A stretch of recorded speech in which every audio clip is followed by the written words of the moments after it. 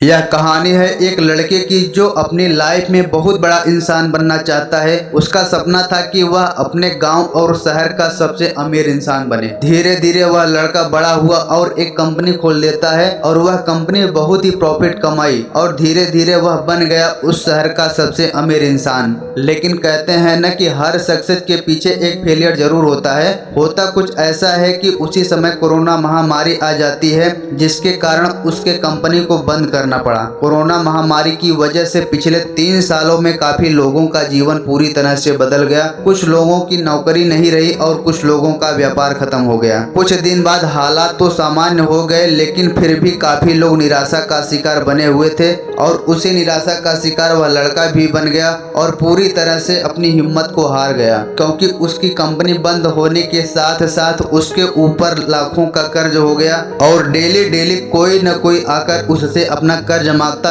इन सब से परेशान होकर और अपने जीवन से निराश होकर वह लड़का आत्महत्या करने के लिए जंगल की ओर निकल पड़ा। जंगल में काफी दूर चलने के बाद उसका मन शांत नहीं हुआ। जंगल बहुत ही घना था, वहाँ जंगली जानवरों का भी खतरा था। तभी उस लड़के को एक झोपड़ी दिखाई दी। लड़के ने सोचा कि इस घने जंगल में झोपड़ी बनाकर कौन रह रहा है। अपनी जिज्ञासा को शांत करने के लिए वह लड़का झोपड़ी की ओर निकल पड़ा। झोपड़ी के पास पहुंचा तो उसे एक संत दिखाई दिए। संत जी ध्यान मुद्रा में बैठे हुए थे और उनके चेहरे पर शांति और प्रसन्नता दिखाई दे रही थी। वह लड़का संत जी के पास बैठ गया।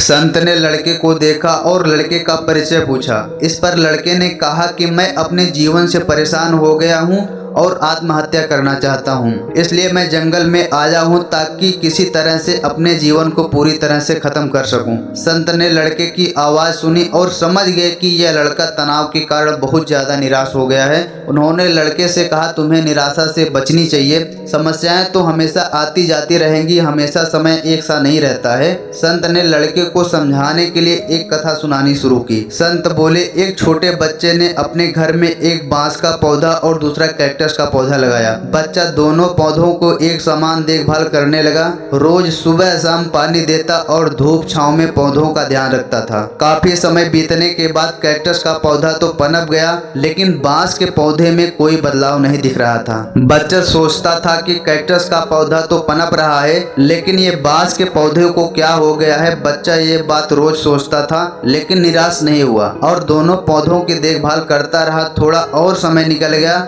लेकिन कैक्टस की तुलना में बांस के पौधे में कोई संतोषजनक प्रगति नहीं दिख रही थी। फिर भी बच्चा उसकी देखभाल में लगा रहा। कुछ समय के बाद एक दिन बांस का पौधा पनप गया और कुछ ही दिनों में बांस का पौधा कैक्टस की तुलना में काफी बड़ा हो गया। संत ने निराश लड़के से कहा कि बांस का पौधा पहले अपनी जड़ें मजबूत कर रहा था, इसलिए उसे पनपने में समय लगा, लेकिन वह बच्चा भी अपनी कोशिशों से पीछे नहीं हटा और निराश नहीं हुआ। इसलिए हमें भी अपने जीवन में हमेशा 2 बातों को जरूर याद रखना चाहिए। पहली बात यह है कि आपकी लाइफ में हालात कैसे भी हों, लेकिन सकारात्मक और धैर्य कभी नहीं छोड़ना चाहिए। दूसरी बात यह है कि पहले हमें अपने जड़ें मजबूत करनी चाहिए। अगर हमारा आधार मजबूत होगा तो हमारा काम बहुत तेजी से आगे बढ़ेगा और साथ ही सकारात्मक और धैर्य रखेंगे तो आपके जीवन में जल्द ही संतोषजनक बदलाव दिखाई दे सकते हैं। तो इस कहानी के माध्यम से मैं आपको क्या समझाना चाहता हूँ आप समझ ही गए होंगे।